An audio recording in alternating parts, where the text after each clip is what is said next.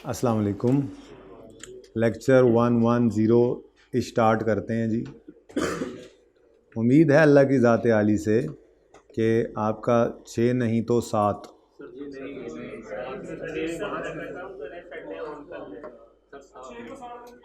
जी, 6 नहीं तो 7। अच्छा, उसके बाद एक दिन और भी बुलाना है आपको, वो देखें कब आता है दिन। वो 5-6 घंटे की कोई ना कोई चीज़ निकल ही आती है, मतलब कुछ छोटी मोटी चीज़ें। बहरहाल वो बाद में इंशाल्लाह। प्लीज़ अभी इधर फोकस करिएगा। इधर करेक्टिंग एंट्रीज मांगी गई हैं यहाँ पे भी। क्वेश्चन नंबर 11 पार्ट 1 ट्राई किया था, हाथ खड़ा करें। Okay. Financial statements of Paradia motor limited for the year 30 June 21 are under preparation while reviewing revenues from contract with customer. शुक्र है बता दिया उसने, पता लग गया हमें। आइए फर्ज पाना का सवाल है। Following matters have been identified on 1 November 2020। Year end हमारा है 30 जून 2021। तो नवंबर दिसंबर 2 महीने ये हो गए और फिर 30 जून तक 6, तो 8 महीने टोटल कहानी। ऑन 1 नवंबर पीएमएल पाकिस्तान, अच्छा, Paradia motor limited PML sold car A to Alpha for 5 million as per contract. 1 million would be paid immediately and balance कितना बचेगा? 4 would be paid after 2 years. Significant financing component आ गया ना? Yes. The accountant, और यार इसको बाद में देखते हैं, अकाउंटेंट ने क्या किया वो तो बाद में देखते हैं।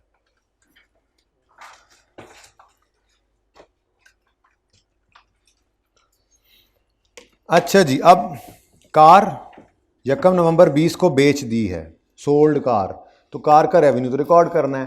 पैसे सारे नहीं आ रहे, 1 रुपया आ जा रहा है, लेकिन बाकी के 4 रुपये की प्रेजेंट वैल्यू निकालनी पड़ेगी। अभी दिखाता हूं मैं।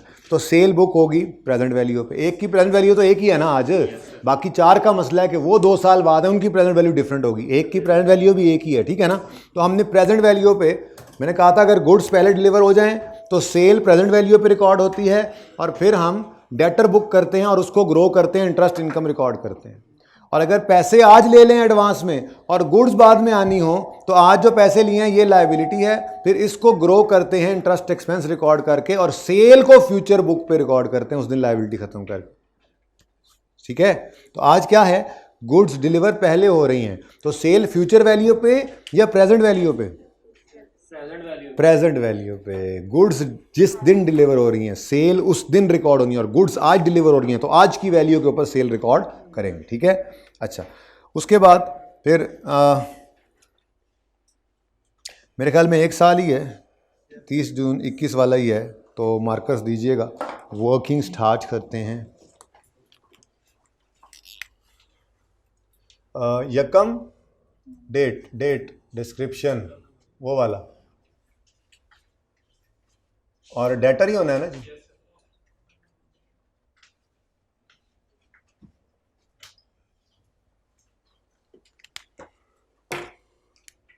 जी, किस दिन?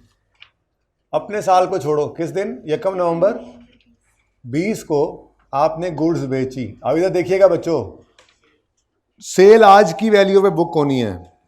5 मिलियन को डिस्काउंट करके ले आए आज पे, 5 मिलियन को डिस्काउंट कर लें, तो एक तो आज रिसीव हो गया है, इसकी प्रेजेंट वैल्यू भी एक ही है, प्लस बाकी 4 का मसला है। ठीक है? सवाल में कहीं डिस्काउंट रेट गिवन है? डिस्काउंट रेट ऑफ 12% पर एनम may be use wherever required, we do not require it, we will not use. यही कहोगे? ऑप्शन दिया है जी, हमने दूसरा मान लिया। नहीं यूज करेंगे। 12% पर एनम है, ये सिग्निफिकेंट फाइनेंसिंग कंपोनेंट इन्वॉल्व हो गया ना, साल से ऊपर चला गया, डिस्काउंट रेट है तो डिस्काउंटिंग करनी है। ये नहीं कहना कि आपने कहा है मे बी यूज तो हम नहीं यूज करना चाहते, हम बस ऐसे ही करेंगे सवाल, ऐसे नहीं कर देना। अच्छा, इंटू 1.12 रेज़ टू पावर -2, यानी इस 4 को 2 साल वापस बुलाना, ये तो एक यहीं पे पड़ा हुआ है। ठीक है? टोटल बताओ। 4.18 ही ना कर लें फिर। अच्छा 189 ही कर लें।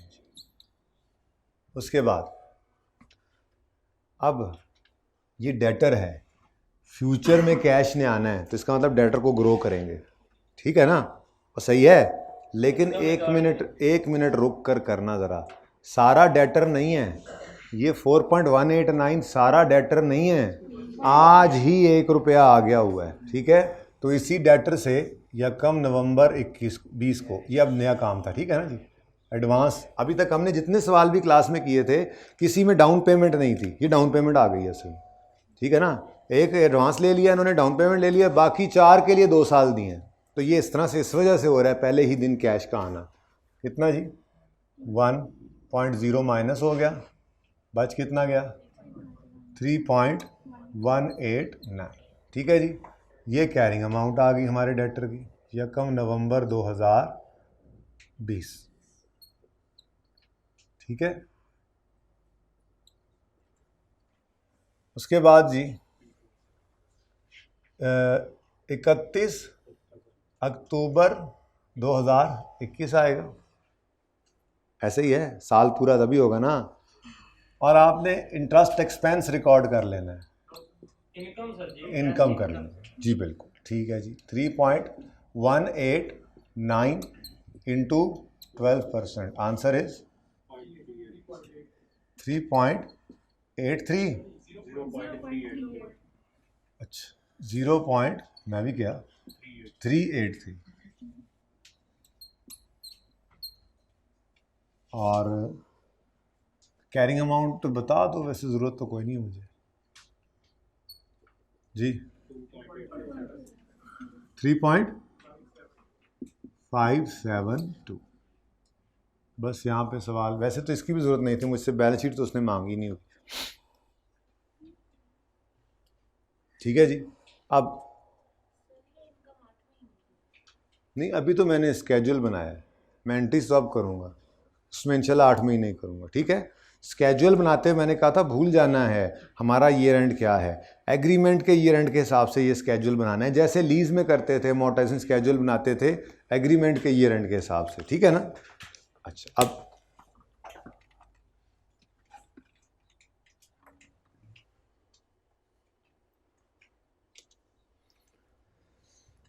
अच्छा जी, अब ओरिजिनल एंट्रीज को परफॉर्म कर लेते हैं हम। सिंपल ओरिजिनल एंट्रीज इधर से निकालो जी बच्चों। पहली एंट्री ये किस दिन हो रही है, यकम नवंबर 20 की एंट्री है, ठीक है। Debtor debit, sales credit, cash भी क्रेडिट, ठीक है जी। अच्छा अलग अलग कर लें, चलो अलग अलग कर लें, इकट्ठी कर दें जी। डेटर डेबिट बोले 4.189, कैश डेबिट 1 मिनट बस, इसलिए तो अलग अलग करा रहा था। देखो ना अब सेल आपकी नज़र नहीं आ रही है, फिर तरतीब से चलते हैं। अब फिर सेल को अगर आपने नेट में ही करना है तो वैसे 2 एंट्रीज कर लें तो आसान हो। बहरहाल सेल्स कितने पे रिकॉर्ड होंगी 4.189, इसमें से कैश कितना रिसीव हो गया 1, तो बाकी फिर डेटर। फिर ये अब तरतीब तो ऐसे ही है, फिर पहले सेल लिखें फिर, ठीक है जी, वरना दोनों अलग कर सकते थे। एंट्रीज है ना, क्रॉस कर देना बाद में जी, डेटर इतने से डेबिट, तो इकट्ठी आपने एंट्री करा दी, चलें आपकी मर्जी है जी। बैलेंसिंग फिगर 3.189, ठीक है, डेबिट क्रेडिट मिक्स हो रहा है 3.189, डन हो गया जी। उसके बाद मेरी चाहत तो ये थी कि अलग अलग होता, खैर चले आपकी मर्जी है। फिर आया 30 जून 2021, क्योंकि और तो कुछ हुआ नहीं, आपने अलग एंट्रीज दी ना की, मैं तो चाह रहा था अलग एंट्रीज करें। वैसे ये समझ आ रहा है? अच्छा जिसको नहीं समझ आ रहा वो अलग एंट्री कैसे करेगा, डेटर डेबिट सेल क्रेडिट 4.189, फिर कैश डेबिट डेटर क्रेडिट 1, तो बात वही है, ठीक है, वो कंफर्टेबल है, वैसे इजी है बहुत, लेकिन चलें अब आपकी मर्जी है, करना दूँ वैसे उसी तरह से। ठीक, चलें। अब अगली चीज़ है जी debtor debit, interest, income credit. इसके लिए हमने पकड़ा इस पॉइंट 383 को और हमने कहा जी ये तो पूरे 12 महीने का है, हमें सिर्फ इस साल में नवंबर, दिसंबर और फिर जून तक 6 महीने, ये 8 महीनों की इनकम हमने बनानी है। आंसर 0.255 और 0.25 ओरिजिनल एंट्रीज। ये देख लें, कोई मसला नहीं है तो फिर मैं अगली बात करूंगा अकाउंटेंट वाली एंट्रीज।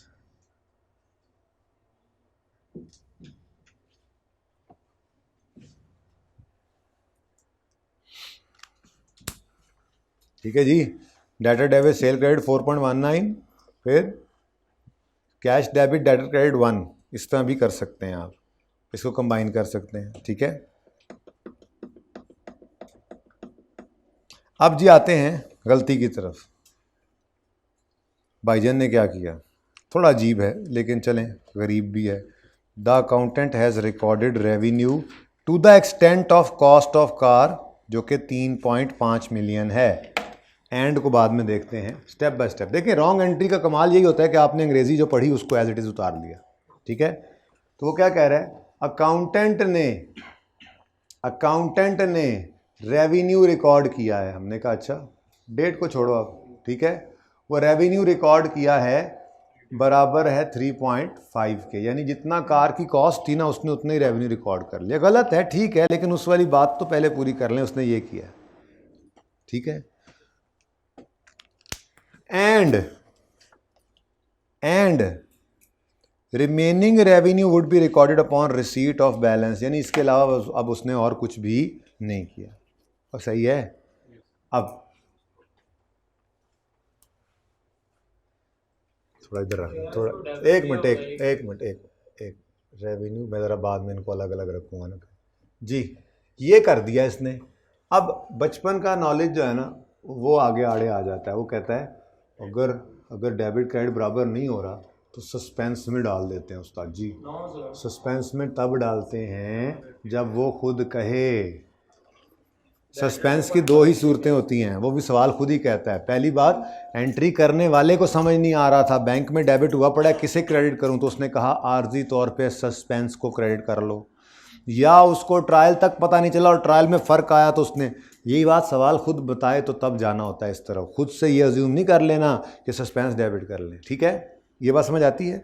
डेबिट सस्पेंस को नहीं करना अनलेस सवाल खुद कह दे the difference was carried to suspense account, फिर कहता तो हम यहाँ सस्पेंस कर लेते। ठीक है, यहाँ तक कोई मसला। ये बात सिर्फ लिखी हुई है उसने कि अकाउंटेंट हैज़ रिकॉर्डेड इतना रेवेन्यू। अब अगली चीज़ ये, इससे आगे फिर हमने अपना नॉलेज और कॉमन सेंस यूज़ करनी है। अगली चीज़ क्या है, हमें इतना पता है कि कैश की एंट्री अकाउंटेंट नहीं भूलता, क्योंकि कैश आया है तो कैश तो रिकॉर्ड हुआ होगा। ठीक है, इसका मतलब कैश तो डेबिट हो गया 1 से। अब बाकी सस्पेंस में डालें, यहाँ से आगे तो यहाँ तक तो फिर चले आते हैं जी। उसने कहा 3.5 का रेवेन्यू रिकॉर्ड हुआ, ठीक है, रॉन्ग एंट्री है, मतलब अकाउंटेंट की एंट्री लिखी है हमने। दूसरा, हमने कहा जी कॉमन सेंस की बात है और ये ऑब्वियस बात है और ये आज तक हमने ऐसे ही देखा है, अकाउंटेंट कैश की एंट्री नहीं भूलता है तो कैश भी डेबिट हो गया। अब एक फिरका उठेगा और कहेगा सस्पेंस में डाल दें, तो उनके लिए मैंने ये बात कही है कि सस्पेंस में तब तक नहीं डाल सकते जब तक सवाल खुद ये बात कह ना दे कि the difference was carried to suspense account. उसे समझ नहीं आ रही थी, ऐसी कोई बात नहीं है। तो अब खुद से अगर कुछ करना है तो अब ऑब्वियस सी बात है क्या रिकॉर्ड करना चाहिए। मतलब आपको नज़र आ रहा है 5 मिलियन की एक चीज़ बेची है आपने और उसमें से अभी तक आपको कितना आया है, 1 मिलियन आया है, तो फिर बाकी आपने कहाँ रिकॉर्ड किया होगा, बोलो। ऑब्वियस तरफ जाना है, डेटर्स के अंदर बैलेंसिंग फिगर डाल दो। कितना जी, 2.5। यहाँ पे यस देखें, एक मिनट इधर, यहाँ तक कोई ऑप्शन नहीं है, ये तो ऐसे ही करना है। रेवेन्यू कितना रिकॉर्ड किया है ये तो उसने बता दिया। कैश की एंट्री अकाउंटेंट भूलता नहीं है, ये हमने बचपन के नॉलेज को यूज़ करके लिख दिया। अब यहाँ पर 2 ऑप्शन हैं। ऑप्शन 1, सस्पेंस डेबिट करने बैलेंसिंग से। मैंने कहा ये नहीं कर सकते, मना कर दिया। क्यों, सवाल ने खुद से नहीं बताया। तो फिर दूसरा ऑप्शन क्या है, ऑब्वियस बात है भाई, इधर फिर जब ये क्रेडिट पर सेल हो रही थी तो फिर क्या इन्वॉल्व होता है, डेटर ही इन्वॉल्व होता है, तो डेटर डेबिट। अच्छा, इस अकाउंट इस टॉपिक के अंदर ना डेटर का नाम रिसीवेबल है, बता दूं आपको। कोई बहुत बड़ी बात बताई है मैंने, परेशान होकर सुन रहे हैं, सादा बात की है मैंने। डेटर को ये स्टैंडर्ड क्या कहता है? रिसीवेबल, ठीक है ना? हाँ वाकई।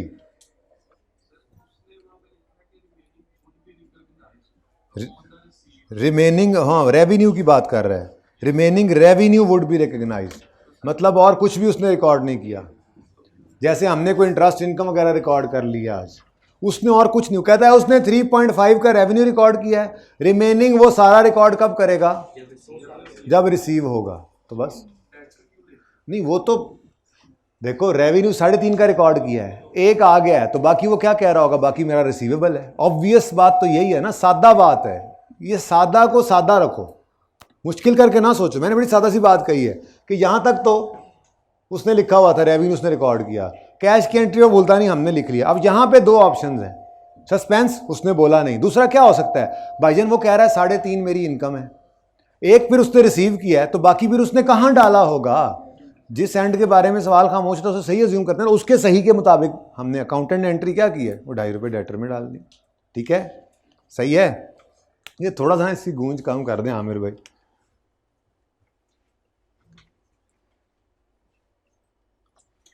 अच्छा जी, अब देखें, आसानी इसी में ही है, इकट्ठा मत देखें। ये तो वैसे ही अलग थलग है ना, आसानी किस में है? इन दोनों को इकट्ठा देख लें, 1 मिनट के अंदर हो जाएगा। क्यों? ये होना था, ये हुआ पड़ा है, तो सही कर लेंगे, और इधर ये होना था, नहीं हुआ, एज इट इज आ जाएगा। इसलिए इकट्ठा देखने की बजाय अलग अलग देख लेते हैं, इजाज़त है? चलो तो चलो इकट्ठा ही देख लो, तो यहाँ पर भी 2 एंट्रीज अलग हो जाएंगी, पूरी एंट्री देख लेते हैं अलग से। कैश डेबिट होना था, कैश डेबिट हो गया, तो आपने कुछ भी नहीं करना, ठीक है। नेक्स्ट, डेटर डेबिट होना चाहिए था, वैसे दिल तो मेरा कर रहा है अलग रखें, लेकिन चलो, डेटर डेबिट होना चाहिए था, ये इकट्ठा ही है ना, ये भी डेबिट ये भी डेबिट, टोटल करके बताओ। नहीं, 3.189 प्लस 0.255 जी, डेटर डेबिट होना चाहिए था, बोलो ना। 3.444 से डेबिट हुआ है सिर्फ 2.5 से, तो मजीद क्या कर लें? डेटर के लिए मैंने यूं लिखा है, असल में डेटर डेबिट होना चाहिए था 3. भाई बोल रहे हैं 444 आई थिंक, ठीक है, और डेबिट कितने से हुआ है? तो मजीद डेबिट करना है, डेबिट कर लो मजीद, डेटर 0.944 से, ये यहां पे भी लिख सकते हैं ब्रैकेट में, ठीक है। लो भाई, डेटर भी उड़ गया, डन। रिक्वायरमेंट तो वो है ना, ये ना कहना सरकार के सवाल काटता है जी, भाईजान ये तो वर्किंग होती थी, रिक्वायरमेंट तो ये है, मेन सफ़े पे तो ये पड़ा होता है रेक्टिफाइंग एंट्री, ये क्या हो रहा है? ये रेक्टिफाइंग एंट्री है, करेक्टिंग एंट्री, एडजस्टिंग एंट्री, ये रिक्वायरमेंट है। मेन सफ़े के ऊपर आपने ये लिखा होता है, ये तो आगे वर्किंग में सब कुछ चल रहा होता है, ठीक है, ओके। अच्छा, अब सेल क्रेडिट होना चाहिए था 4.19 से, 3.5 से क्रेडिट हो गया, यानी कम क्रेडिट हुआ, तो बोलो, तो सेल्स को क्रेडिट कर लेते हैं मजीद,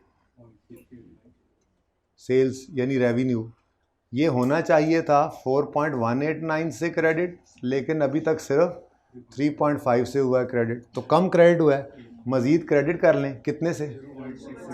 0.689 से सेल्स या रेवेन्यू, जो भी आपने लिखा हो, रेवेन्यू लिखना है रेवेन्यू लिख लें, मैं शायद सेल लिखता गया, माजरत, सारा ही रेवेन्यू, बस रेवेन्यू लिख लेना, ठीक है। अच्छा सर, इधर रेवेन्यू करें ना तो बात एक ही हो जाएगी, ज़रा हमें इजी होगा, ऐसे कन्फ्यूजन हो रही है, सही कह रहे हैं आप, ठीक है जी, रेवेन्यू, यही रेवेन्यू, ओके। और ये भी गया, अब रह क्या गया? इंटरेस्ट इनकम रिकॉर्ड होनी थी, नहीं हुई, कर लें इंटरेस्ट इनकम, कितना जी? 0.255, ठीक है,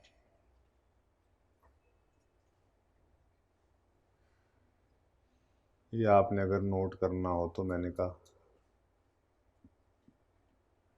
चल ये जी एडजस्टमेंट 1 हो गई। मुश्किल लग रही है आसान लग रही है? इसमें थोड़ा सा ये था मुश्किल मामला वैसे सोचना, लेकिन अभी तो नहीं, इंशाल्लाह 1-2 दिन में जब हम इस सवाल का पार्ट 2 और 3 करेंगे तो आप देखेंगे वो बहुत ही आसान से है। तो इसका मतलब सवाल में मुश्किल एडजस्टमेंट अगर ये इसको, अच्छा ये भी मुश्किल में भी आपको काफ़ी सारे नंबर मिल जाते हैं, ये कर ही लेना था आप लोगों ने कैलकुलेशन। उसके बाद यहाँ पे भी आपने कोई इक्का दुक्का चीज़ सही ले डाल दी जिसका असर सही पर, मतलब यहाँ से जो चीज़ सही निकली हुई है उसके असर के नंबर सही मिलते हैं, जो गलत है सिर्फ उसी के नंबर कटते हैं। तो अगर लेट से 4 नंबर की ये एंट्री थी, एडजस्टमेंट थी, तो उसमें से आधा सही करने वाले को भी 1-1.5 नंबर 2 नंबर मिल जाता है। हर आसान एडजस्टमेंट भी होती हैं, वैसे ये मुश्किल तो नहीं लगी। नंबर 4 देखें,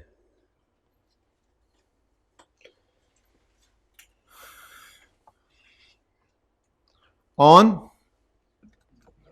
20 फरवरी 2021, मार्च अप्रैल मई जून, सिर्फ 4 महीने साल एंड होने से पहले, PML sold car D to delta. ये कार A टू अल्फा थी, ये कार D टू डेल्टा है, विद 1 ईयर फ्री मेंटेनेंस। मतलब फ्री मैंने कहा था कुछ भी नहीं होता, ठीक है। वो कह रहे कार बेची है और 1 साल का मेंटेनेंस कॉन्ट्रैक्ट भी किया है, at a lump sum payment of 3.6 million। This is what is this? This is it. What is this? This is transaction price. No doubt discounted होती है वो अक्सर, लेकिन है क्या? Transaction price. अच्छा, अब कितनी ऑब्लिगेशंस हैं? एक कार डिलीवर करना है, दूसरा मेंटेनेंस सर्विसेज देना है। यकम march on payment was made on यकम मार्च। तो फिर 20 फरवरी का क्या करें? वो एग्रीमेंट की डेट लिखी है, हमारी कहानी तो यकम मार्च से शुरू होगी ना, अनलेस कि यह 20 फरवरी को गाड़ी आ जाती, वो सब कुछ वहीं पे ही हो रहा है, ठीक है ना। मतलब सोल्ड कार का मतलब क्या है? इस दिन एग्रीमेंट हुआ है। अब मसला देखो ना आगे, पेमेंट भी किस दिन आ रही है? यकम मार्च को। डिलीवरी भी अपॉन डिलीवरी भी वही है, तो पेमेंट वाज रिसीव्ड ऑन यकम मार्च अपॉन डिलीवरी, मतलब डिलीवरी भी यकम मार्च को, कैश भी यकम मार्च को। तो जो भी होना है, चाहे रेवेन्यू रिकॉर्ड होना है, चाहे लाइबिलिटी बननी है, जो कुछ भी होना है वो यकम मार्च से शुरू होना है। हाँ, अनलेस के यहाँ पे आप यकम 20 फरवरी को गाड़ी दे देते, फिर सेल यहाँ बुक करनी पड़ती, लेकिन ऐसा तो नहीं ना हुआ। तो 20 फरवरी सिर्फ परेशान करने के लिए था, ठीक है यार। इसकी ना बातों पे ज़्यादा गौर ना किया करो। PML नॉर्मली सेल्स, वो गलती बाद में देखेंगे। PML normally sales car D and maintenance service as 3.5 and, ठीक है, वो उसने टोटल ही बताया हुआ है, ठीक है। तो अपना काम करते हैं जी। वर्किंग हमारी 2 स्टेप्स नहीं है, एक ही स्टेप है। वर्किंग आ गई, ये लेट से वर्किंग 1 है, उसी कंटिन्यूटी में ये काम हो गया, ये रिक्वायरमेंट आ गई। मैंने पार्ट 1 ये जनरल एंट्रीज की, ठीक है ना जी, ऐसे ही होता है। ओके, वर्किंग नंबर 2 जी, कौन कौन से 2 काम्स हैं? खार है और मेंटेनेंस सर्विसेज जी। स्टैंड अलोन प्राइस कार की और मेंटेनेंस सर्विस, और हमने लंप सम पेमेंट कितनी दी है, कितनी ली है इनसे? और ये कोई नहीं डिस्काउंटिंग होनी इसमें, मत थे 12% ला दो सर, उन्होंने लिखा हुआ था मे यूज, तो हमने यहाँ मे कर लिया, उधर हमने छोड़ दिया था, यहाँ कर लिया है। ऐसे नहीं सोचना है, क्यों? क्योंकि ये पैसे आज रिसीव हो गए हैं, ये यकम मार्च को पैसे रिसीव हो गए हैं, कोई डिस्काउंटिंग वगैरह नहीं करनी है, ठीक है। अच्छा, अब जी टोटल करें 3.8 3.3, ये क्या करते हो पता है ना? ये आप करते हो 3.5 divide by 3.8 into 3.6, 0.3 divide by 3.8 into 3.6, same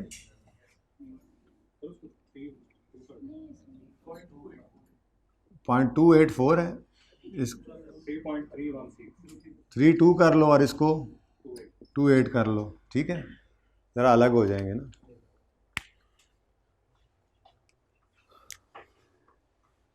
जी बच्चों, ओरिजिनल एंट्रीज, इस पार्ट की ओरिजिनल एंट्री किस दिन होगी? यकम मार्च को।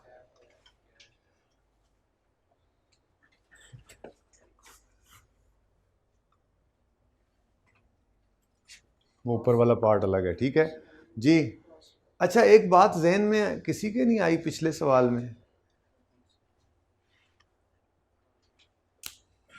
पिछले सवाल में किसी ने ये नहीं कहा कि सर कॉस्ट भी तो गिवन है, तो cost of sale debit, inventory credit की एंट्री, हाँ, जिस बारे में चुप हो उसे सही अज्यूम करते हैं, मतलब जो होना था वो हो चुका हुआ होगा, उसने नहीं बताया गलती का, तो फिर आपने कुछ भी नहीं करना था, इसलिए हमने सिंपली इसको क्या किया है, इग्नोर। वैसे ही ज़रा मेरे जहन में आ गया, लिखा तो हुआ था ना, कॉस्ट लिखी हुई तो आ रही थी, ठीक है, कि ये जो बातों बातों में उसने बताया था कि उसने रिकॉर्ड कर लिया revenue to the extent of cost of car that is 3.5, तो कॉस्ट की एंट्री उसने की होगी खुद से।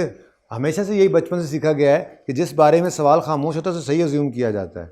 उसने ऐसी कोई बात नहीं की कि कॉस्ट की एंट्री नहीं की हुई, तो फिर हम उसी तरफ ही जाएंगे कि कॉस्ट इसको पता है तो इसकी एंट्री भी हो चुकी होगी, ठीक है। अच्छा जी, वापस आए अपने सवाल पे। तो हम क्या कर रहे हैं जी, अब डेटर डेबिट, ये सॉरी कैश डेबिट और रेवेन्यू ऑफ कार क्रेडिट, और फिर बल्कि एक ही बार एंट्री करते हैं ईयर एंड पे जाके, ठीक है, या कब मार्च को कर लेते हैं, चलें ठीक, अलग अलग करें। ये मिटा दूं, ये आपने लिखना है तो लिख लें आप बेशक, ओरिजिनल रॉन्ग में लिख कर रेक्टिफाई में कुछ ना लिखें, ओके, अपने समझने के लिए जी। यकम मार्च 2021 पर कैश आ गया है जी, कितना कैश आया है, 3.6, इसमें रेवेन्यू कार का 3.32 रिकॉर्ड कर लिया आपने, जबकि एडवांस फ्रॉम कस्टमर कॉन्ट्रैक्ट लाया कितना, 0.28।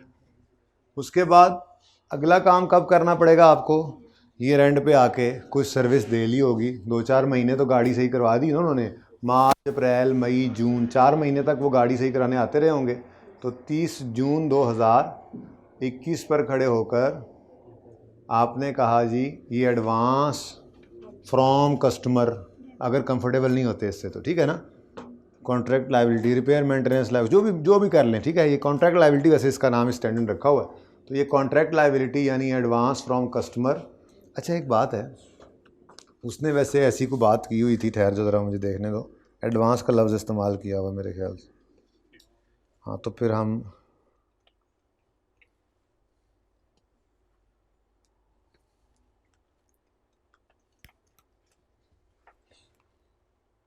चलो नहीं किया हुआ तो हम भी नहीं करते, फिर जो यहाँ पे लफ्ज़ इस्तेमाल किया आगे भी वही चला लेंगे, ठीक है। तो कॉन्ट्रैक्ट लायबिलिटी डेबिट और रेवेन्यू ऑफ सर्विसेज क्रेडिट, ठीक है। अब 0.28 ये टोटल है, ये पूरे 12 महीनों का है, हमने सिर्फ मार्च अप्रैल मई और जून 4 महीनों का रिकॉर्ड करना। 0.1 कर लें,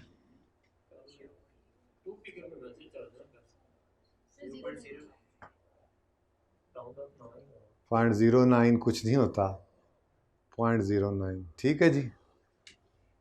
जी इजाज़त देते हूँ, बस कर दा, ओके। अब देखते हैं मिस्टर अकाउंटेंट ने क्या चांद चढ़ाया और फिर हमने अब क्या गुल खिलाना है।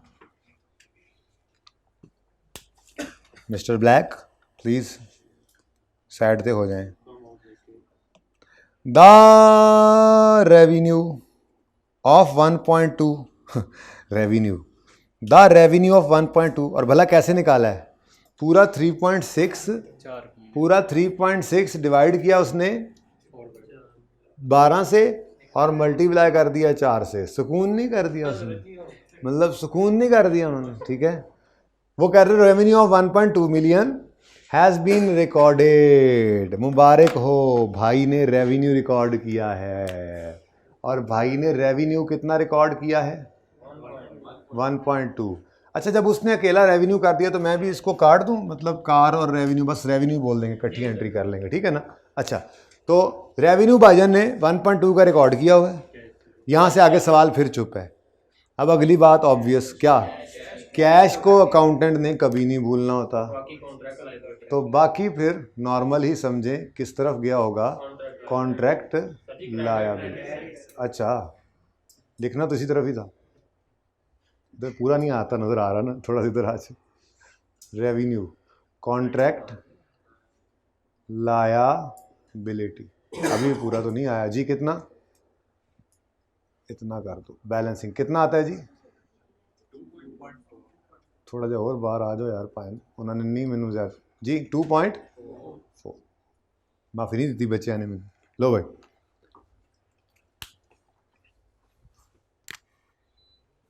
कैश डेबिट होना था, हो गया। रेवेन्यू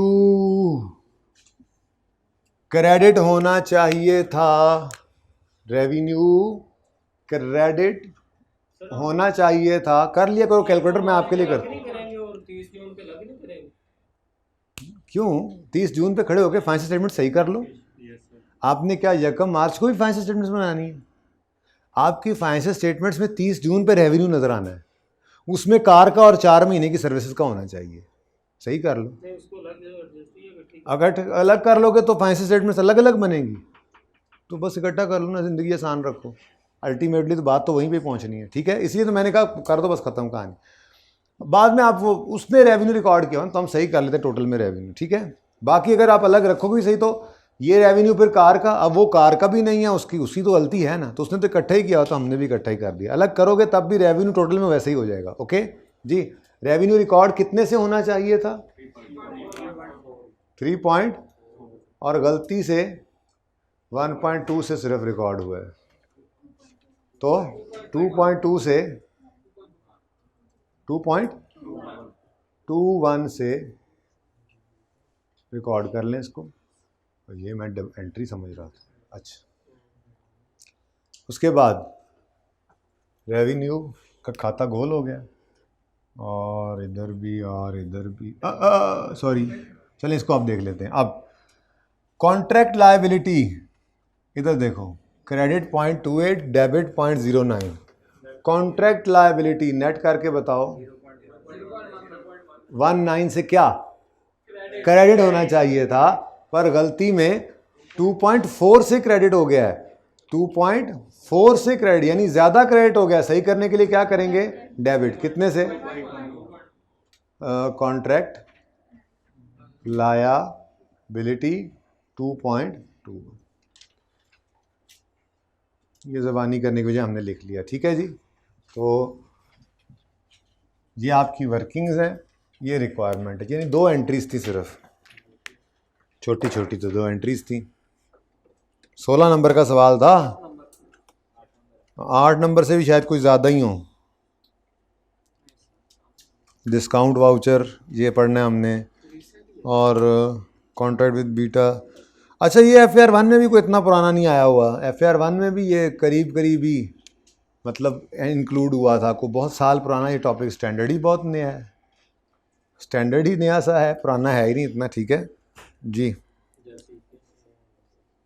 EPS तो पुराना स्टैंडर्ड है ना, वो तो पहले कभी फाइनल में होता था, FAR 2 में आ गया, फिर FAR 2 से निकल के फाइनल में चला गया, फिर उसके बाद FAR 1 में दोबारा आ गया। ये तो चलता रहता है, अकाउंटिंग में होना चाहिए बस। कंपनी की अकाउंटिंग सारी वहाँ सिखा देनी चाहिए अब, बस फाइनल वैसे ही रहने दे। अच्छा, हम वो कोई एग्जांपल शुरू की थी हमने पेज 450 के आसपास, 450 था गालिबन।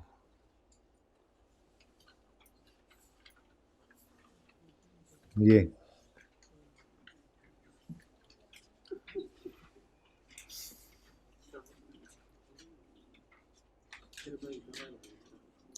जी, ओवन हीटर वाली एग्जांपल में हमने क्या देखा था? बड़ी अहम बातें हैं जी, प्लीज़। ओवन हीटर के केस में हमने क्या देखा था? हीटर की स्टैंड अलोन प्राइस गिवन नहीं थी, तो हमने क्या किया था? हमने कॉस्ट प्लस मार्कअप यूज़ कर लिया था। ये अप्रोच का नाम है। इसको यूज़ करके हमने स्टैंड अलोन प्राइस निकाल ली थी, और जब स्टैंड अलोन प्राइस निकल आए तो फिर हम उसकी बेस के ऊपर एलोकेशन कर देते होते हैं, ठीक है। अच्छा, क्वेश्चन नंबर 9 पे आए। ये इससे आगे ही है, ये पेज 450 पे चल रहा है काम।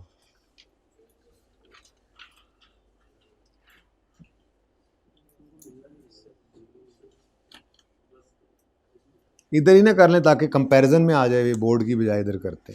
वैसे बोर्ड इस सवालों के बाद ना फिर कोई एक आधा बच्चा मिटा देना, कोई बात नहीं भाई, मैं खुद मिटा लूँगा अगर आपने इस तरह से किसी को कहना है तो। हाँ, खुद उठना चाहिए अगर आपको। हाँ, और भाई किसी ने नोट ना करना भाई, बैठ जा यार, बैठ जा मेरे चांद, अल्लाह तुझे खुश रखे। ऐसे होते हैं, ऐसे होते हैं भागों वाले बच्चे और कर्मों वाले बच्चे। इसको कोने पे बिठाया करो आज के बाद। हाँ, इसको मैं खुद कह कह के मिटवाया करूँगा इससे।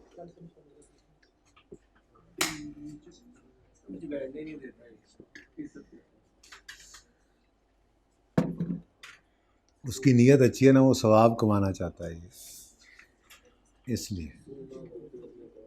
अच्छा जी, प्लीज़ महमूद, क्यों यार, बिल्कुल ही आखिरी हफ्ते के अंदर आके तुमने ज़ाया उन्हें। अच्छा जी पढ़ लो यार, भी घर नहीं जाना तुम लोगों ने, सिलेबस खत्म करके पढ़ लो। नहीं पढ़ोगे ना तो बेटा जो पढ़ाना है वो पढ़ाना ही है, फिर देख लो, फिर अपनी मर्जी है। We are selling two products, computer and printers. We are selling two products, computer और printer. Computer is sold at 40,000, मतलब इसकी स्टैंड अलोन प्राइस क्या है? 40,000। कंप्यूटर इज सोल्ड एट, बिकता है, ठीक है। Oh price of our printer is not known, however in market competition in market competitors are selling similar printer for 12,000। लो भाई, ये तो कोई बात ना हुई। कहता है जी मसला क्या है? मसला ये है ऑफर क्या है, देखो, we will sell both for 44,000, मतलब ट्रांजैक्शन प्राइस क्या है? 44,000। अब मसला ये है कि हमारे पास मिसिंग है स्टैंड अलोन प्राइस प्रिंटर की। देखो ना, ये सिचुएशन समझा करो, पहले प्रॉब्लम समझोगे तो उसका हल निकलेगा ना। अब मसला क्या है कि हमारे पास मार्केट प्राइस अवेलेबल नहीं है प्रिंटर की, वो जब तक नहीं आएगी तब तक ये टोटल नहीं आएगा, ये टोटल नहीं आएगा तो फिर कैसे एलोकेशन करें, प्रॉब्लम ये है। अब पिछले सवाल के अंदर यही सिचुएशन हमें फेस करना पड़ी, तो हमें डाटा दिया गया था मार्कअप मार्जिन टाइप का, उसका नाम होता है कॉस्ट प्लस मार्कअप अप्रोच। अभी पढ़ाता हूँ, किताब में लिखा हुआ है कहीं पे, ठीक है। तो हमने वो यूज़ कर लिया, लेकिन आज कोई कॉस्ट और उसके ऊपर प्रॉफिट मार्जिन नहीं गिवन, ठीक है। लेकिन एक चीज़ और बता दी, वो कहता है कंपेटिटर का प्रिंटर बाज़ार में 12,000 का बिक रहा है। हमने कहा कंपेटिटर को क्या करना है, हमने 4 डालना है कंपेटिटर के प्रिंटर की प्राइस का, हमें हमारे प्रिंटर की प्राइस का बताओ। उसने कहा नहीं यार वो तो नहीं पता, लेकिन rating out of 5 is 3 for R and 4 for competitor. ये क्या होता है, ये रेटिंग क्या होती है? आपने कभी वो ऐप्स खोली हो, स्टार लगे होते हैं, ठीक है जी, तो कोई जो होती है वो सिंगल स्टार ये येलो हुआ होता है, कोई इधर 2 कोई 3, तो जितनी ज़्यादा रेटिंग उतने स्टार्स येलो हुए होते हैं, ऐसे ही है ना, इसको रेटिंग कहते हैं। तो उन्होंने कहा कि भाईजान हमारे पास आपके प्रिंटर की मार्केट प्राइस तो नहीं है, लेकिन कंपेटिटर का प्रिंटर जो है वो बाज़ार में 12,000 का बिक रहा है। और साथ ही साथ ये बताते चलें, अभी एक सर्वे लेट से हुआ है जिसके अंदर आपके प्रिंटर्स जो हैं, आपके रेटिंग जो आपके प्रिंटर की है वो 5 में से 3 आई है, जबकि कंपेटिटर के प्रिंटर की प्राइस जो है वो रेटिंग जो है वो 5 आउट ऑफ 4 आई है। इसका मतलब हम इसको उसी तरह से यूज़ कर नहीं सकते कि ये 12,000 जो है ये एक ऐसे प्रिंटर की प्राइस है जिसकी रेटिंग बाज़ार में 4 है, और हम चाह रहे हैं एक ऐसे प्रिंटर की प्राइस कंपेटिटर, और हमारा प्रिंटर जो है उसकी इसी तरह के प्रिंटर की रेटिंग जो है वो, देखो ना, competitor are selling similar printer. नाम शाम का भी तो फ़र्क होता है ना, ठीक है। एक नोकिया है और एक कोई और को फ़ोन का, आजकल कौन सा नाम फ़ोन का, कोई नया नाम बताओ, ओप्पो है। अब हो सकता है नया ओप्पो आया हो, ठीक है। अब सेम वही सारे स्पेक्स भी हैं, लेकिन हो सकता है आपकी मार्केट प्राइस अभी अवेलेबल ना हो, मिसाल दे रहा हूँ, ठीक है, लेकिन आपके कंपेटिटर नोकिया की प्राइस अवेलेबल है और उसके ऊपर लोगों का एतमाद भी थोड़ा ज़्यादा है, वो पुराना है, तो हो सकता है एक जैसी चीज़ ही हो, सेम स्पेक्स के साथ हो, लेकिन मार्केट के अंदर एक की रेटिंग ज़्यादा हो एक की कम हो, ये ऐसा ही है। प्रिंटर कंपेटिटर भी बेच रहा है सिमिलर, उसकी रेटिंग है 5 में से 4, हमारी है 5 में से 3, ठीक है। तो हमारा 3 रेटिंग वाला, उनका 4 रेटिंग वाला, उसने प्राइस दे दी कंपेटिटर के प्रिंटर की, तो हमने कहा जी ये 4 की रेटिंग वाले की प्राइस है, हमें इससे 3 वाले की प्राइस चाहिए, ठीक है। तो डिवाइड बाय 4 इंटू 3 कितना बनता है? 9000। अच्छा, आप ये कहोगे ये कैसी बात हुई भाईजान, डाटा जैसा गिवन है वही वाला मेथड लगा रहे हैं ना, ठीक है।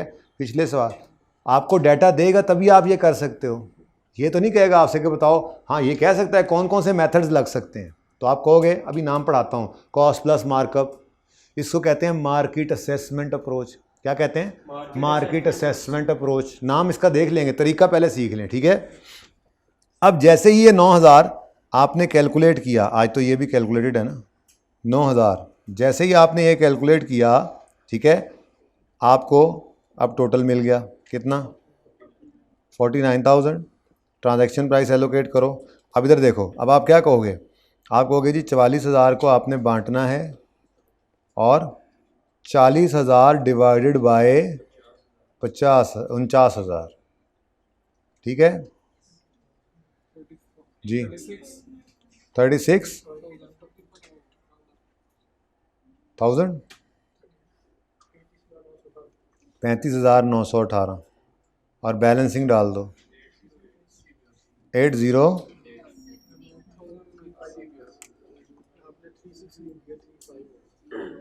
अच्छा, भाई ने कहा था, भाई ने 35 बोला था।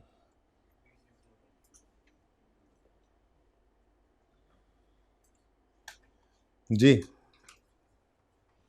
अगर ट्रांजैक्शन प्राइस गिवन हो और मल्टीपल परफॉर्मेंस ऑब्लिगेशंस हों, तो हमें ट्रांजैक्शन प्राइस को एलोकेट करना पड़ता है हर परफॉर्मेंस ऑब्लिगेशन पे on the basis of market prices, stand alone prices, ठीक है। अगर सवाल के अंदर स्टैंड अलोन प्राइस मिसिंग है तो या तो वो इस मेथड से निकल सकती है, मतलब वो फिर आपको कॉस्ट देगा, मार्कअप मार्जिन बताएगा, या वो इस मेथड से भी निकल सकती है और इस मेथड को मार्केट असेसमेंट कहते हैं, यानी वो आपके कंपेटिटर का मार्केट प्राइस बताएगा उस एसेट की, ठीक है, और फिर रेटिंग बताएगा, आप यूज़ कर लोगे, ठीक है।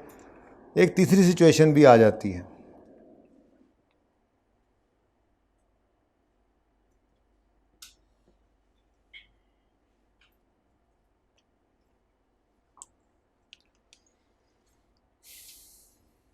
ये देखें जी,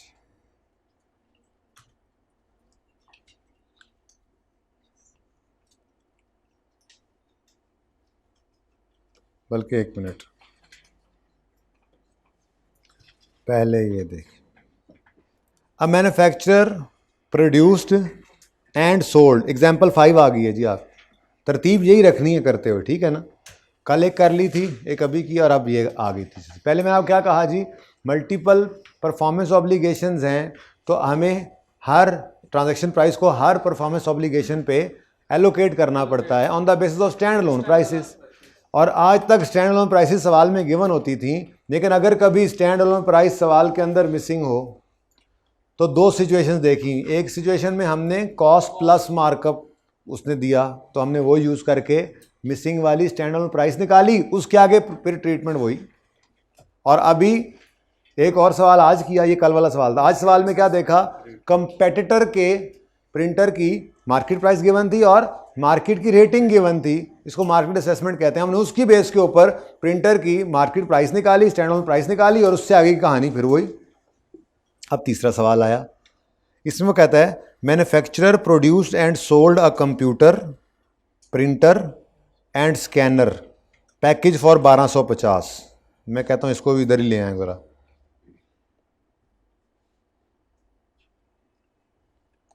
बल्कि आप भाईजान सारे ने इधर ज़रा निकल आओ ना, ज़रा ऐसे बारों बार नज़र आओ,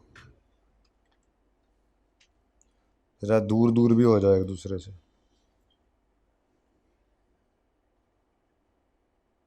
अच्छा जी बच्चों, क्या क्या सवाल आपके सामने तो है ही ना, मैं तो इधर उधर ले आया हूँ इसको, ठीक है जी। क्या क्या एग्रीमेंट हुआ है, क्या क्या बेच रहे हैं आप? Computer, printer, scanner, computer, printer, scanner, stand alone price. और उसके बाद दूसरी चीज़ हुआ करती है, आपको पता है, transaction price.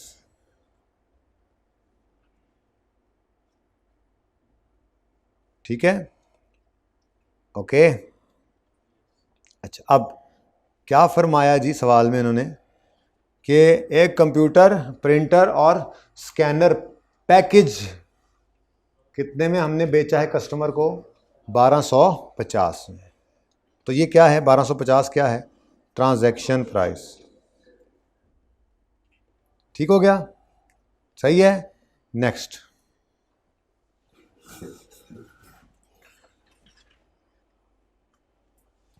He has determined that these are 3 separate performance obligation. अच्छा, हमने भी डिटरमिन कर लिया था। And regularly sells the printer for 300, computer for 700। This is for the first time manufacturer is going to sell scanner, hence there is no sale price identified for scanner as standalone price। और सवाल खत्म हो गया, ऐसा ही है ना। Computer कितने का बेचता है नॉर्मली, और प्रिंटर 300 का, और ये नहीं पता। अब दो सिचुएशंस पीछे गुजर चुकी, यही दो सिचुएशंस थी, सेम सिचुएशंस थी। बोलो, पहले सवाल में जो कल किया उसने कहा हीटर की प्राइस नहीं है, लेकिन साथ ही उसने कहा हीटर कॉस्ट करता है इतना, हम प्रॉफिट कमाते हैं इतना, हमने निकाल दिया। आज का पहला सवाल, प्रिंटर की स्टैंड अलोन प्राइस अवेलेबल नहीं है, लेकिन उसने साथ ही बता दिया हमसायों का प्रिंटर बिकता है 12 में, उसकी रेटिंग इतनी, हमारी इतनी। हमने वो given amount over given amount percentage type formula बना के इसको निकाल लिया। ठीक है, अब तो हद ही कर दी उसने। बोला कंप्यूटर प्रिंटर इतने इतने के हैं, स्कैनर की हमें पहली बार बेच रहे हैं, कोई हमें प्राइस का, स्टैंड अलोन प्राइस का पता नहीं है, और आगे चुप है, आगे चुप है, आगे बिल्कुल चुप हो गया है। ना कोई कॉस्ट प्लस मार्कअप बता रहा है, ना कोई मार्केट असेसमेंट बता रहा है। तो हमने फिर क्या करना है, हमने भी तो रुकना तो नहीं, कुछ ना कुछ तो करना है। हम मजबूरी के दर्जे में, तरतीब यही रखनी है, मजबूरी के दर्जे में यहाँ पर 1250 एज इट इज़ लिखेंगे, और यहाँ पे बैलेंसिंग फिगर निकल आएगी स्कैनर की स्टैंड अलोन प्राइस कितनी। हाँ, यूँ कह सकते हैं कि इसमें ना सारा डिस्काउंट जो होता है ना, वो स्कैनर को ही चार्ज हो जाता है। यानी ये सबसे बुरी अप्रोच है, लेकिन मजबूरी है। ठीक है, सवाल में डाटा नहीं है तो बस ठीक है, और क्या कर सकते हैं, है कोई पॉसिबिलिटी, सवाल तो करना है। अच्छा, अब अगली बात सुनो, मतलब इसको अब आप एलोकेट करो भी तो यही आना है, तो इसलिए एलोकेट करने की भी कोई ज़रूरत नहीं है। करना चाहो तो बेशक कर लो, एलोकेट करोगे तो यही आंसर। ओके, ठीक है ना। तो फिलहाल मैं लिख नहीं रहा ताकि मैं आपको सिर्फ अलग अलग बता सकूं। इस वक्त मेरा मुद्दा है वो ये है कि स्टैंड अलोन प्राइस का होना लाजमी है, ताकि हर परफॉर्मेंस ऑब्लिगेशन को सेपरेटली हम एलोकेट कर सकें ट्रांजैक्शन प्राइस, इसी बेस पे करते हैं। ठीक है, कभी कभी वो मिसिंग करके कॉस्ट और प्रॉफिट का डाटा देगा, कभी कभी वो मिसिंग करके इसको मार्केट असेसमेंट का डाटा देगा, और कभी कभी वो मिस करके बस मिस ही कर देगा। तो ये तीनों मेथड्स जो हैं ये यूज़ होते हैं। ये हमने क्या पढ़ा है जी आज? हमने पढ़ा है स्टैंड अलोन प्राइस को कैलकुलेट करने का, एस्टीमेट करने का तरीका, अगर वो सवाल में मिसिंग हो। ठीक है जी, तो ये तीसरा तरीका कौन सा था? बैलेंसिंग। इसको कहते हैं रेजिडुअल अप्रोच। क्या कहते हैं जी? Residual approach. ठीक है, पढ़ के देख लें ज़रा इसको, फिर आगे एक दो एग्जांपल्स और करते हैं। ये मेथड्स ऑफ, ये इसी से पिछला पेज था, page 448, methods of estimating stand alone prices. Suitable method for estimating stand alone price of a good or service include but are not limited to क्या? एडजस्टेड मार्केट असेसमेंट अप्रोच, ज़रा बताओ question example कौन सी है?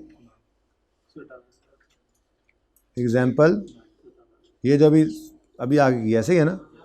उसके बाद आगे वो पढ़ना है, पढ़ लो। An entity could evaluate the market in which it sells goods और services and estimate the price that a customer in that market would be willing to pay for those goods or services. That approach might also include referring to price from entities competitor for similar goods or adjusting those prices necessary to reflect the entity's cost and margins.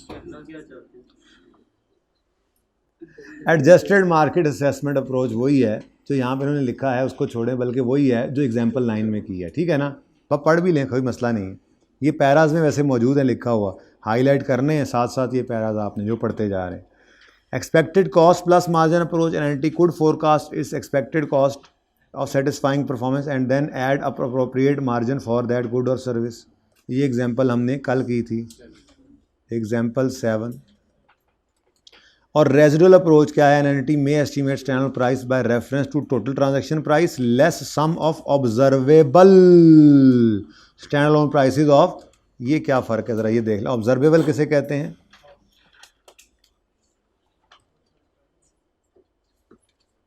किधर गई मेरी? ये देखो बच्चों, इनको कहा जाता है ऑब्जर्वेबल। ये तो नज़र आ रही थी ना, ये तो ऑब्जर्वेबल थी। तो स्टैंडर्ड प्राइसेस कौन सी जी? ऑब्जर्वेबल, ठीक है। ये कौन सी हैं जी? ऑब्जर्वेबल। तो फिर ये क्या है? ये बैलेंसिंग फिगर। तो ये उन्होंने कहानी लिखी। ऑब्जर्वेबल की समझ आ रही है क्या है? ठीक है, ऑब्जर्वेबल की समझ आ रही है क्या है? अब ये 1250 क्या है टोटल? ये अंग्रेज़ी वहाँ पे लिखी हुई है, पढ़ के देखते हैं, ठीक है। कि इस मेथड में क्या करते हैं, इस मेथड में हम बैलेंसिंग रेजिडुअल ले लेते हैं, जो कि डिफरेंस होता है किसका? Total transaction price, total transaction price और ऑब्जर्वेबल स्टैंड अलोन प्राइसेस। पढ़ के देखते हैं, पढ़ के देखते हैं क्या यही लिखा हुआ है? दूर रह गए ज़रा हम उससे। ये रेजिडुअल अप्रोच कहता है an entity may estimate stand alone price by reference to total transaction price less the sum of observable stand alone selling prices, यही लिखा हुआ है, ऑफ अदर गुड्स और सर्विसेज इन द कॉन्ट्रैक्ट, ठीक है। तो इसके साथ कौन सी एग्जांपल है बोलो? तो तरतीब यही रखना जैसे मैंने करवाया, ज़रा समझ आ रही थी आपको बात, ठीक है। A combination of method may need to be use to estimate the stand alone price of goods or service promised in contract if two or more of those goods or service have highly variable or uncertain stand alone. बस ठीक है, वो कहते हैं एक से ज़्यादा combine भी कर सकते हैं। भाई इसमें तो हम स्पेसिफिक गाइडेंस इस सवाल की लेकर चलते हैं। ये पैरास तो लिखे होते हैं आपकी जब प्रोफेशनल लाइफ में आपने जाना है उसके लिए। यहाँ पे तो हमें जो मेथड देगा हम उसी को ही लगा देंगे, और कोई मेथड नहीं होगा तो हम रेजिडुअल अप्रोच लगा देंगे, ठीक है। हाँ, लेकिन ऐसा हो सकता है ना, जैसे कंप्यूटर था, प्रिंटर था और स्कैनर था, तो वो कहता कंप्यूटर 700 में बिकता है, प्रिंटर का ये कॉस्ट मार्जिन है, ठीक है, और स्कैनर का ये मार्केट रिव्यू है, और एक और चीज़ भी होती शायद वो बैलेंसिंग। तो इकट्ठा भी आ सकते हैं सारे। तो ये कह रहा है कि डिफरेंट भी मेथड्स यूज़ हो सकते हैं। जिसकी ट्रांजैक्शन प्राइस अवेलेबल नहीं है उसके साथ जो डाटा होगा हम वही लिख लेंगे, वही कर लेंगे यूज़, ठीक है। तो ये तीनों आमने सामने आ गए। ये क्या है जी? अभी हेडिंग पढ़ के आए हैं। ये क्या है जी? ये मेथड्स हैं of calculating, methods of estimating and stand alone selling price. तो मेथड 1 कौन सा है? इसका नाम क्या लिखा हुआ है किताब में? देखें नाम क्या लिखा हुआ है? एक्सपेक्टेड कॉस्ट प्लस मार्कअप या मार्जिन? कोई गल, expected cost plus margin. Margin कहते हैं उर्फ आम में प्रॉफिट्स को ना, ठीक है। तो एक्सपेक्टेड कॉस्ट गिवन होगी और उसमें मार्जिन ऐड करके निकालेंगे। तो expected cost plus margin approach. फिर market adjusted market assessment approach. मतलब मार्केट असेसमेंट तो 3 और 4 थी ना, हमने वो एडजस्टमेंट किया है, यानी कि मार्केट में 12,000 का प्रिंटर बिक रहा है हमारे हमसाए का, हमने उसको एडजस्ट किया कि ये 4 की रेटिंग वाले का, हमारी 3 है, तो एडजस्ट करके हमने 9,000 निकाला था, है ना? 9,000 ही है ना ये, ठीक है। तो ये क्या है? Adjusted market assessment approach. और ये क्या है? रेजिडुअल, जिसके अंदर टोटल ट्रांजैक्शन प्राइस को हम उसमें माइनस करते हैं ऑब्जर्वेबल्स की ट्रांजैक्शन प्राइस। तो जो बचता है वो क्या होता है, रेजिडुअल अप्रोच वाली, मतलब ये तो हमने ऐसे ही किया था। ठीक है, एक और सवाल करें।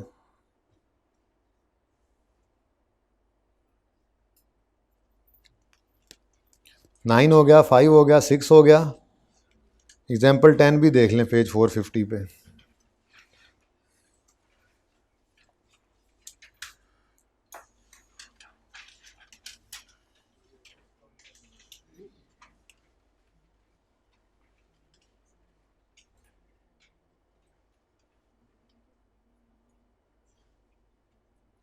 जी बच्चों,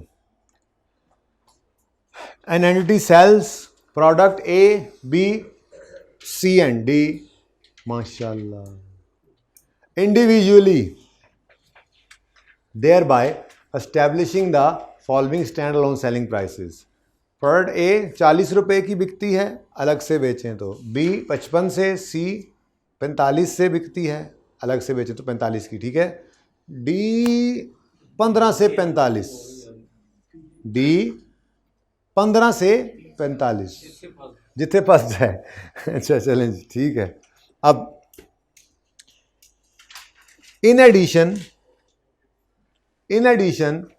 entity regularly sells B and C together for 60, A B and C together for 100। The entity enters into a contract with customer to sell A, B, C and D, सारे इकट्ठे आ गए। ठीक है, तो इसको रास्ता देना जरा, इसको रास्ता दे दो। जज़ाकल्लाह, सही से मिटाना, इधर ना हो उधर जाओ। वाई टिश्यू अच्छे तरीके से कैमरे में आना चाह रहा है बच्चा, कह रहा है। इसको कट कर दें, कट कर दें, ना करना, वैसे ऐसे ज़रूरत को नहीं होती।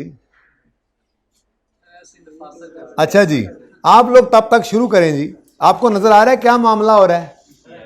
मामला क्या हुआ है, ए बी सी डी इकट्ठी हैं, लेकिन मसला ये है ए बी सी डी वाला इकट्ठा शॉपर जो है उससे पहले दो तरह के शॉपर ऑलरेडी बन रहे हैं, बी और सी, स्टेप 1। फिर ए बी सी के लिए बी और सी की स्टेप 1 वाली यूज करेंगे और स्टेप 2 में ए बी सी। फिर उसके बाद हमारा स्टेप 3 बनेगा, उसके अंदर ए बी सी पुराने वाले यूज करेंगे, स्टेप 2 वाले, और फिर डी के साथ। अब देखते हैं क्या होता है। बिस्मिल्लाह करें, अल्लाह का नाम लेकर शुरू करें। अब जज़ाकल्लाह भाई, होए होए, काम तो किया है ना सही तरह से, दिल से किया, दिल से, ऐसे नहीं टिश्यू उठाया था इसने। स्टेप 1 जी बच्चों, regularly sells B and C together, B C, stand alone price. बताएं जी, स्टैंड अलोन प्राइस कितनी है बी और सी की? 55 और 45 रुपए किलो। ठीक है जी, बी 55 रुपए किलो, सी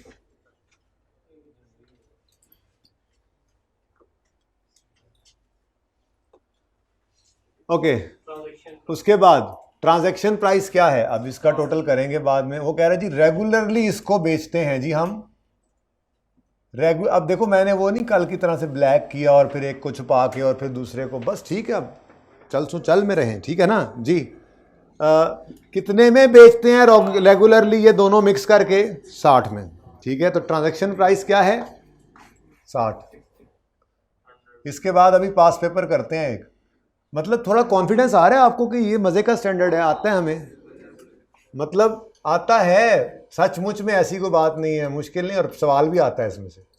कितना था? 60 था। हाँ, लेकिन ये है कि जो जिस दिन आपने काम छोड़ा है, छोटी छोटी चीज़ें फिर आगे से गड़बड़ हो जानी है, छुट्टी नहीं करनी, जो एक्स्ट्रा रिकॉर्डिंग भी हो जाए कभी तो वो भी लाजमी उसी दिन लेनी है। ठीक है, अच्छा, अब एलोकेशन करनी है, करवाओ। टोटल क्या बन गया? यानी ये क्या है? डिस्काउंट। आज तक आईकैप ने यूं नहीं कहा डिस्काउंट कितना, आईकैप डिस्काउंट नहीं मांगता कि डिस्काउंट बता दो, आईकैप सिर्फ क्या कहता है? डिस्काउंटेड फिगर्स बता दो। ये अभी तक मांग रहा है, कभी डिस्काउंट नहीं मांगा, लेकिन हो सकता है ये फिगर्स दे के कभी वो ये भी कह दे डिस्काउंट की फिगर निकालो, ना बताया स्टैंडर्ड प्राइसेस। मैं वैसे बता रहा हूँ, पता तो होना चाहिए कि 100 में नॉर्मली ये अलग अलग बेचते हैं, तो ये 100 में एक मार्कर और एक जो है वो पॉइंटर अलग अलग 100 रुपये का है, कोई इकट्ठा लेने आ जाए तो 60 में। तो ये क्या है, 40 रुपये का डिस्काउंट दिया है हमने, और क्या है, ठीक है। तो ये डिस्काउंट होता है। अच्छा, अब एलोकेट करें जी डिस्काउंट को।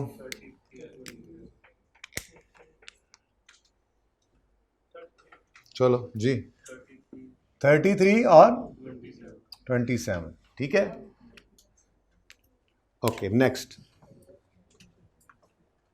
आगे वो कहता है and product A B and C together for 100। अब एक और भी स्टेप हो जाएगा, और वो है, नहीं नहीं, स्टेप 2 हम नहीं करते ये काम, हम तो जो सीखा हो वही करेंगे। स्टैंड अलोन प्राइस और transaction price A B C. A को उठाओगे सवाल से, कितने रुपए किलो, 40 रुपए किलो। और बी और सी सवाल से अब नहीं उठाने, उनका स्टेप 1 हो चुका, ठीक है। तो 33 और 27,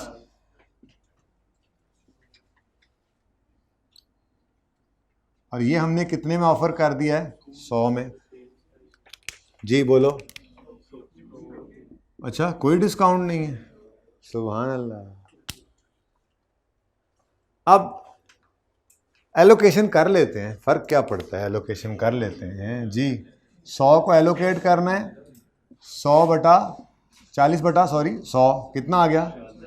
अच्छा, फिर 100 को 33 बटा 100।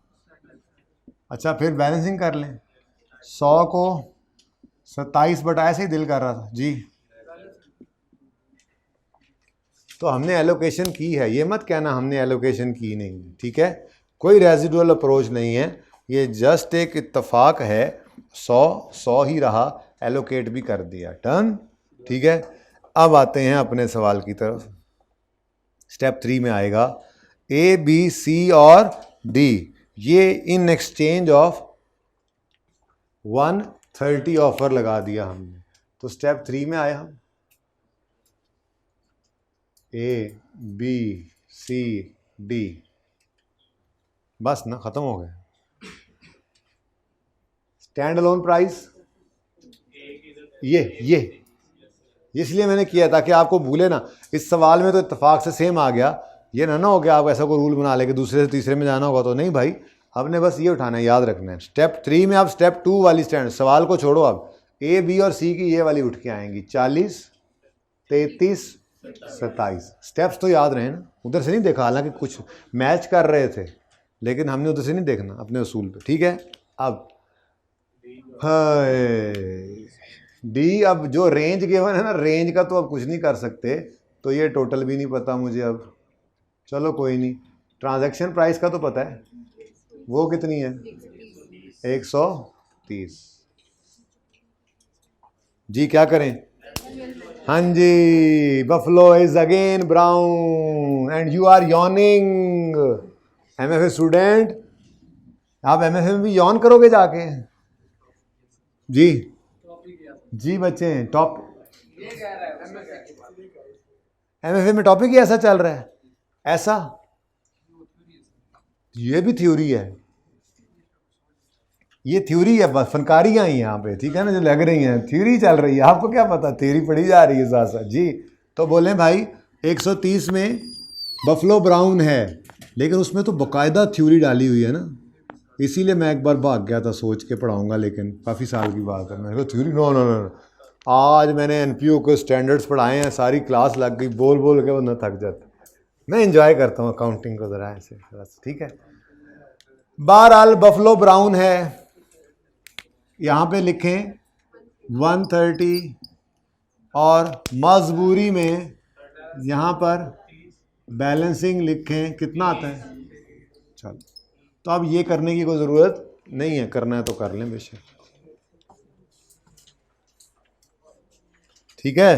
तो ये कौन सी अप्रोच लगी है यहाँ पर आकर, यहाँ पे आकर लग गई हमारी रेजिडुअल अप्रोच। अच्छा, अब ज़रा 1 मिनट गौर फरमाइएगा, एक बात बताने लगा हूँ आपको, बड़ी अहम है, इस तरह से टेस्ट हो सकती है बात, देखो बड़ी अहम बात कर रहा हूँ।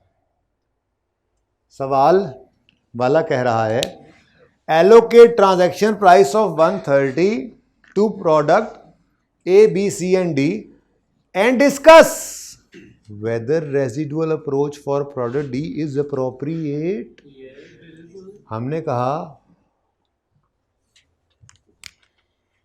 30, हाँ अप्रोप्रिएट है, उन्होंने भी कहा था 15 से 45 के दरमियान है, तो 30 है तो मतलब अप्रोप्रिएट रही है। हम लिखेंगे सॉल्यूशन के बाद एंड पे लिखेंगे कि residual approach seems to be appropriate because 30 falls within the range of 15 to 45।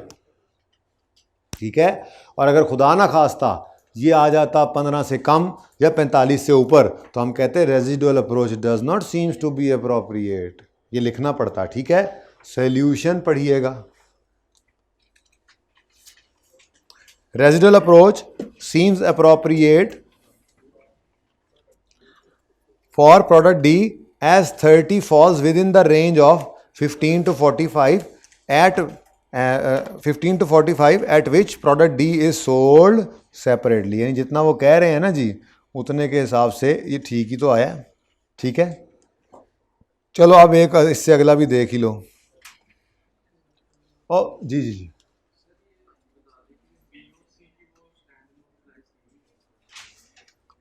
G B और डी की स्टैंड अलोन प्राइस क्वेश्चन में ये दी थी, क्योंकि इसका पैकेट बन रहा था। वो कह रहा था अलग अलग इस तरह से हैं। In addition entity regularly sells बकरी and cow, B and C regularly sell together, तो फिर ये तो स्टैंड अलोन है, ये तो 100 रुपये बनता था, लेकिन इसको रेगुलरली ये इकट्ठा बेचें तो 60 का बेचते हैं, तो डिस्काउंट ना लग गया। उससे अगले स्टेप में कहते हैं और ए बी और सी भी इकट्ठा बेचते हैं। अब इसमें ए और बी ऑलरेडी डिस्काउंटेड हैं, वो पैकेट हुआ है, उसी के अंदर सी को, मतलब बी और सी का पैकेट तो पड़ा हुआ था ना, उसी के अंदर अगर ए मजीद डाल रहे हैं जिस तरह से, तो वो तो डिस्काउंटेड यूज़ हो गया ना कल की तरह से। ठीक है, तो फिर ये काम हो गया और आज एक स्टेप आगे बढ़ गए हम। ठीक है, अच्छा 11 देखो यार, ऐसे ही मैं परेशान ना हो, बिल्कुल सेम सवाल है, 100% सेम है। ठीक है, बस फ़र्क यहाँ पे है कि entity enters into a contract with to sell ABC in exchange of 105। अभी थोड़ी देर पहले 130 था ना, अब यहाँ पर आ जाएगा 105। बाकी सब सेम है, देख लो देख लो। स्टेप स्टेप 1, हाँ जी स्टेप 1 55 45 वाला कितना हो गया था, 33 और 27, ये देखते रहना अपने पिछले सवाल को। स्टेप 2 40 33 27। स्टेप 3 40 33 27 और बैलेंसिंग 3। अब हम क्या कहेंगे, residual approach seems inappropriate for product D as 5 falls significantly below the lowest end of range, that is ₹15. Consequently the entity should review its observable data. Should review its, इसको कुछ नहीं कहना, इसका तो डाटा नहीं है, जिनका पता है उसको रिव्यू कर लो भाईजान, उसमें कोई गड़बड़ तो नहीं है। ठीक है, entity should review the observable data. किसे कहा था, वो जो स्टैंड अलोन प्राइसेस अवेलेबल होती हैं। रेजिडुअल तो वो होता है ना जो टोटल में से ऑब्जर्वेबल को माइनस करके आता है, तो अब वो तो पहले ही गिवन नहीं है, डी का तो पता नहीं है, तो वो कह रहा है ज़रा रिव्यू करें भाईजान अपने वो ए बी और सी को, उनमें को गड़बड़ तो नहीं हुई पड़ी, वो ज़्यादा कम तो नहीं लिखी हुई हैं आपने, तो रिव्यू करें। ठीक है, it's including sales and margin reports to estimate the stand alone price of product D. ठीक है जी, तो ये एज इट इज़ याद कर लीजिएगा जी, अगर सवाल में ऐसा हो जाए तो। ठीक है, ये इस तरह का जी कैरी करेंगे, क्या मतलब, वही तो कह रहे हैं, अगर अप्रोप्रिएट नहीं है तो क्या करना है, अप्रोप्रिएट है तो बता दो। ये तब है ना जब सवाल पूछेगा। देखो अगर सवाल नहीं पूछेगा तो रेंज तो इस तरह दी नहीं होगी ना, फिर तो खामोश होगा। रेंज दे के शरारत करके पूछ सकता है। करते हैं जी पार्ट 2, अब क्या करें, ये बात ही ख़त्म नहीं कर रहे, वो 5 मिनट से ऐसे ऐसे इशारे कर रहे हैं मुझे। नहीं, मतलब कहने का ये कि वो कह रहे हैं तो मैं कह रहा हूँ ऐसा करते हैं जी भाईजान। वो इस तरह की रेंज देकर ये शरारत कर सकता है कि बताओ रेजिडुअल अप्रोच जो लगी है अप्रोप्रिएट है या नहीं। अगर ऐसा पूछ ले तो ऐसा बता देना, अप्रोप्रिएट है तो ये है जी, नहीं है तो बता दो नहीं है, बस। ठीक है, डॉक्यूमेंट नहीं है तो उसको आगे फिर नहीं, फिर ऐसी एंट्री नहीं देगा, फिर उसके बाद वो अगली कहानी बताएगा। क्या मतलब? वो फिर रिव्यू करवाएगा ऑब्जर्वेबल डाटा, ये प्रैक्टिकली पॉसिबल नहीं है। फिर उसके बाद वो सही करवाएगा और रिकॉर्ड करवाएगा, लेकिन ऐसा नहीं होता। ठीक है, हाँ, ये अलग से इस तरह से कोई पार्ट आ जाए तो ये बात ज़हन में रख लेना, ठीक है। लेकिन पूछ ले तो जैसे जैसे पूछता जाए बताते जाना। अच्छा जी, पास पेपर पार्ट 2 आप स्टार्ट करें, लेकिन 1 मिनट के लिए रुक कर पास पेपर 10 आप पेज नंबर 512 में पास पेपर 10 ओपन कर लें और पार्ट 2 शुरू करें।